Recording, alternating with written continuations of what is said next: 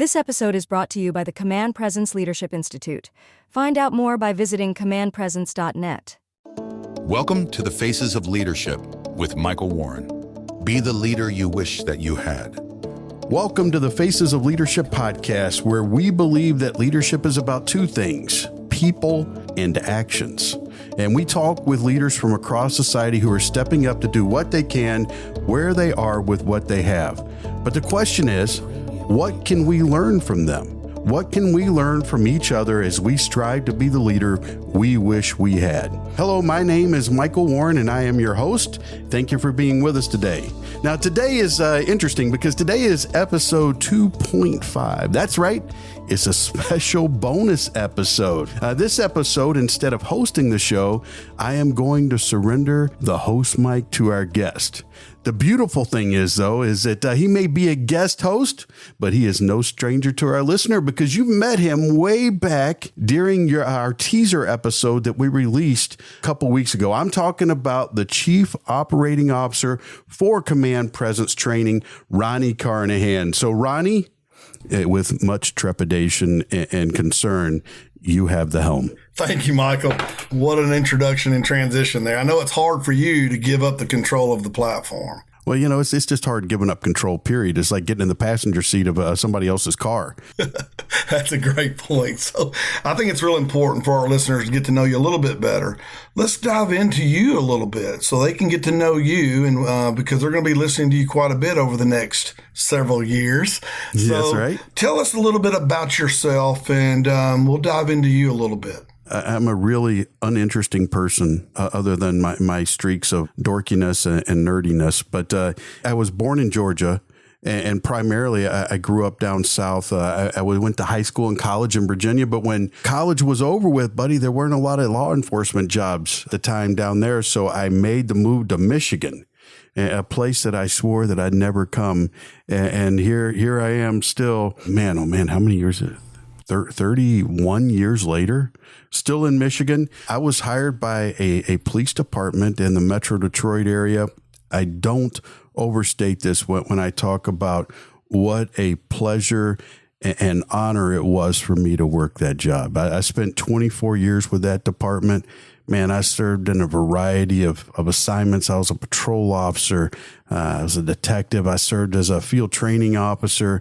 I was a fatal accident investigator. I spent time assigned to DEA Detroit, which by far was the most fun time of my entire career. Got promoted to sergeant, worked the road with that for a little bit, and then I became the training and standards sergeant. And when I retired, I was our agency's primary use of force instructor. I'll be honest with you, Ronnie. I wasn't really ready to retire, but when they start messing with retirements, I wasn't a math major. I knew that working longer to get the same exact pension wasn't good. And so here it was. I pulled the plug, as they say. You know, what a great, well, first of all, thank you for serving our communities like you have. What a great background. So you mentioned retirement. I know that had to be a transition. Once again, you gave up the helm. Yeah, right? yeah. Right. So you gave up the helm, but you still wanted to be relevant and make a contribution and give back. So tell us a little bit what you've been doing since you retired. You know, Ronnie, it's one of those things. It's very difficult when you have been in the game to give up control of the game. I never understood why professional athletes struggled so much when it came time to call the end of their career. These folks that were at the top of their game, and I'm not saying I was at the top of my game, but these guys that are at the top of their game trying to decide, hey, listen, my body's just not going to do this anymore. But because it gets so much in your blood. And then you add in, you know, my wife is a police officer and she works for the agency that I work for. In fact, she's still active there. And so you've got that component. And then you add in that I have a family history of law enforcement. You know, my granddaddy was a Georgia State patrolman. He did 30 years there. My great uncle was a sheriff of Twiggs County, Georgia for nearly 50 years. I've got a cousin that's in law enforcement. Actually, I have two cousins in law enforcement, one in Indiana, one down in Georgia. I just cannot tell you how valuable I believe that type of activity, that type of service is. So I wanted to find a way that I may not still be in the game, but maybe I can help the game out a little bit. And that's kind of how I got into the whole training thing. Wow. So I want to dive into that training, but back to one point you made is that you brought up the professional athletes and the transition like you saw from the beginning of that challenge. What I hear from them talking about that, of course, I was never a professional athlete myself, but, I could relate to it a little bit about they may not necessarily miss the practice and the grind and what their body's going through, but they always bring up missing the locker room, missing the team. Yes. And, is that relevant to what you experienced as well? It is such a comforting feeling to be able to talk to people that have similar experiences and speak the same language that you do. It's almost like traveling to a foreign country when you retire. And so some of the training that I've been able to do, it has allowed me to hopefully positively influence the profession, but it has also afforded me the opportunity to be around people that are like-minded, that have similar backgrounds, that have similar purposes in life. You're absolutely correct. I mean, that's why so many professional athletes, they end up being commentators on TV, which is kind of what we're doing right here, right? Right. And so I would absolutely agree with that, because the grind is a grind. Yeah. And not everything in the job was fun, but being with my friends was. Yeah.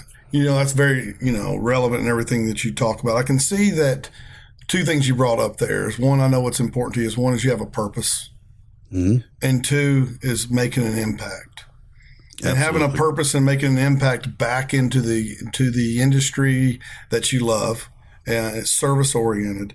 So let's dive into a little bit with the audience. How did you, after post career, really get into training? And then, you're a lifelong learner. Oh, yeah. So from a research perspective, we talk hours about the research that you do. I don't even go and do research myself. I just listen to Mike. So that's one thing I love about that. You do it. We can be having a topic and you'll go research it and you'll come back. So being from a training perspective and everything that we focus on being evidence and research based. Tell us a little bit more and let the audience, under the hood, see about why training and why research, but what's really what you're diving into from that research training is you really seems like you begin to focus on leadership. Oh, yeah. Why that area? Talk about the training aspect of it and then dive into why leadership is so important. I will tell you, one of the guys that had the biggest impact on me was a guy that I worked with named Tom Orlowski. And Tom Orlowski was senior to me as a patrol officer, but when I got promoted, I became his boss. When I became the training and standards sergeant, I remember Tom coming in and saying, "Mike, there's a book you need to read." And I said, "Tom, I ain't got time for that stuff, brother. Things are busy. You know what I mean?" And he goes, "Mike, you need to. You're not going to be able to do this job, this assignment that you have, if you don't read it." It happened to be Training at the Speed of Light by Ken Murray. And it fundamentally changed the way that I looked at training. It fundamentally changed the way that I looked at my responsibility. Looking back, I thought, man, that's leadership. Here's a guy that I outrank, but he's leading me. Constantly checked back in on me and made sure that I was doing, because he recognized that he could have greater impact through me than trying to force things on his own. And so that was one of the first things. And then how I got to this point right here was way back in 2011. I went to the ILETA conference when it was still in Illinois, and they were offering the initial certification to be a below 100 instructor. And I said, man, I read the description. I'm like, that's got me written all over it. And so I went and listened to it. And there was a speaker there that just captivated me. I mean, he took this stuff, he took this material and he delivered it in a way. I'm like, son of a gun, that right there is revolutionary. And the guy happened to be named John Bostaine. And so I meet John and I go up to him after the event and we talk, and it turns out that he grew up in the city that I was a police officer, and we didn't know each other back then, but John and I stayed in touch. And one of the things that impacted me, that really pushed me down the training road, was that John never accepted the status quo. And I love that about him. And the thing that he really, really pushed me on was that, Mike, listen, what we provide has to be credible and defensible to the people that come to our classes. We have to do the research. Listen, eventually they can end up in a courtroom based upon what we talked about. That kind of pushed me along. And then I was very blessed that John, he brought me on as a part-time instructor while I was still an active police officer. We ended up writing some classes together. And for our listeners, I understand that the initial classes that we tended to write were focused on officer safety and on instructor development. That was the area that we focused on. But based upon my career and my experience and John's experiences and his exposure, because John's all over the place. I mean, he's all over the country. I mean, even now, last week, I think a couple of weeks ago, he was in Hawaii. He's going to Alaska. I mean, you couldn't get any farther away, right? And it goes up to Boston. Absolutely. So what we found separately, but then realized together, was that the greatest impact that we can have on the profession is through improving leadership within our organizations. That kind of started us down this path where, to be honest, we're researching separately and we're looking for things separately. And then we'd come together and we'd see where there were commonalities and we'd recognize blind spots. We ended up with a class that was recently redone called Leading Without Rank, the Emerging Leader. And I'm telling you, man, once we started delivering it, once we had that class refined, people they fell in love with it. I have a voicemail on my phone that I still have saved. And this is like the third phone it's been on, because they transfer the stuff over. But this is from 2019. A class, the Leading Without Rank class that I delivered. And this guy called me and he goes, he'd come up and talk to me at the end of class. And he goes, Mike, he goes, I'm not lying. He goes, best class I've ever been to in my entire career. He says, me and my partner, we talked about it on the way home. And we talked about how important the information was, not just professionally, but personally. And he goes, and then he goes, I'm going to be honest with you. I went home and I started talking to my wife about it. And he goes, I just broke down. And he goes, I want you to know, as a result of this class, I'm going to be a better police officer. I'm going to be a better public servant. He goes, but I'm going to be a better man. He goes, I'm going to be a better husband. I'm going to be a better dad. And that's the beauty of leadership. Ronnie, we're one being, right? We're a being that has work and we have a family and we act like they're separate, but you can't be a jerk at home, be a nice guy and effective at work. That it just doesn't work that way. You are who you are. And leadership allows you. And we talk about our class, the Leading Without Rank class. If you can't lead yourself, how can you possibly hope to lead others? And when people start thinking about that, man, I'm telling you, even to this day, dude, I get goosebumps whenever I teach the class. When you go to some of those things, those aha moments. Yeah, without a doubt. But that's where we've kind of focused and we realized, hey, you know what? Leadership training is needed throughout the organization, at all levels of the organization, and not just all levels, but all facets of an organization. Man, yes. Some of the best leaders in law enforcement agencies aren't cops. They may work in corrections, or they may be in dispatch, or they may be professional staff. As good as they are, how much better could they be if they had good training? And that's what we really started focusing on, because if we've got good leadership, our people are going to be safer. If we have good leadership, our trainers are going to be better. It seems to be the place where you can focus the most energy and have the most impact. You mentioned goosebumps. I'm sitting here looking at them because, it's so important to us. But two things I want to touch on, and I know before we transition is one is I want to give a shout out back to who you recognize from Alita as Ken Murray. Oh, yeah. Yep. Yeah, we just saw him recently back in, a couple of months ago. What a great impact he had. And two is John Bostain, I know our founder and president, just because of the impact that you guys have had together. It's so cool to watch. And when you get to collaborating, I just stand back and just admire and watch and how that goes. And we're never satisfied. You guys are never satisfied. It's always pushing the norm, but you don't do it based on your theories. It's always evidence-based. It's research-based. And what I see is that with your law enforcement background, now you've been in the corporate world and you've had, so you're starting to see that transition, that leadership is underserved everywhere. It doesn't matter where it's public or private sectors. We're seeing that. And one thing that we've been, we're teasing a little bit on this, but this will be part of our, the Command Presence Leadership Institute, because we want to give back, and we're really trying to give an opportunity to bridge the public and private sectors together, because they both can learn so much from each other. And that's our give back. So, tell us a little bit about your thoughts on that, and what else do you think is coming down the road with that, and if, maybe you can tease the audience a little bit. I think that you're absolutely spot on there. The way that we can make our communities the safest is if we have strong leadership in our law enforcement agencies, partnered with strong leadership in our community leaders, whether they be businesses or individuals in the community. Again, we're not separate beings. So, if I've got strong leadership in the organization, that probably means the members of the organization are stronger too.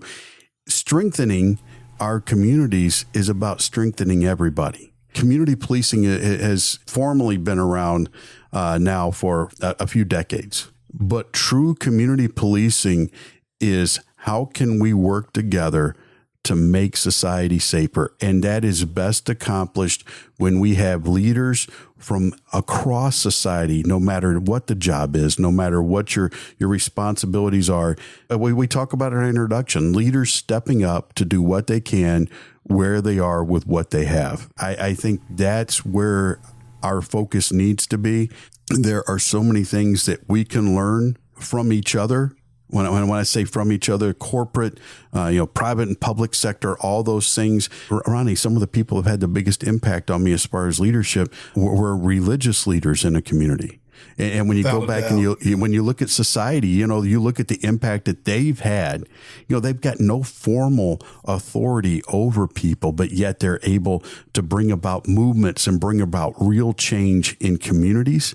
Man, that's where you start getting this compounding effect. And I think that's where, hopefully, as we expand and we start providing that training through the Leadership Institute, and we recognize that leadership is leadership. Yes. All have a responsibility to step up and lead when we're needed. In our class, we talk about leaders are dealers in hope. Leaders do the right thing at the right time for the right reason. Leaders see a need and they fill the need. And if we in society live by those three mantras right there, how much better off would we be? Yeah, well said, Mike. I mean, I'm excited about not only this podcast, but the impact you're having with us. So one is, I really appreciate you letting the audience get to know you, because they're going to be hearing from you. Just like you said, it's so important, because the name of the podcast, Faces of Leadership, it doesn't matter where you come from, what your background is, and what's your age, what's your creed, what's your color, where you work. It's all important, and they're all faces of leadership, and it's so critically important. So I know the audience will be excited about the guest list that I've seen so far, and it's not just public safety, it's both, and that's why it's important for us. It's the faces of leadership. So one is, Mike, thank you so much.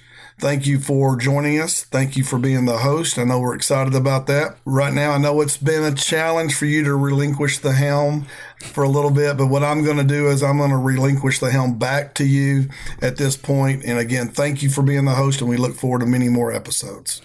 Ronnie, I sure appreciate that, man. Listen, if you're going to turn over control of something to somebody, you need to do it to somebody that's just as competent and just as passionate as you are. So I appreciate that. And folks, I would like to tell our listeners, we want to be representative of leaders across society. We have a pretty good network, but we want to hear from you. If you have a topic that you want to discuss, if you have a leader that you think would be a good guest on here, please reach out to us. In fact, here's my email address right now. It's Michael, MICHAEL .WARREN @commandpresence.net. And we'll make sure we include that in the show notes. But please, if you've got somebody, or if you're that person, by all means, reach out. Let's share the story of leaders making impact, positive impact in our communities. It makes us safer, and it makes everything better. So, Ronnie, again, thank you for taking over those responsibilities. My guess is you're going to be back on a regular basis, so be ready for that. But to our listeners, thank you for joining us today. If you enjoyed the episode, and we certainly hope that you did, please be sure to follow the podcast on your favorite podcast provider, and also check us out on LinkedIn, Instagram, and or Facebook. And as we close, remember, folks, we should always be striving to be the leader you wish you had.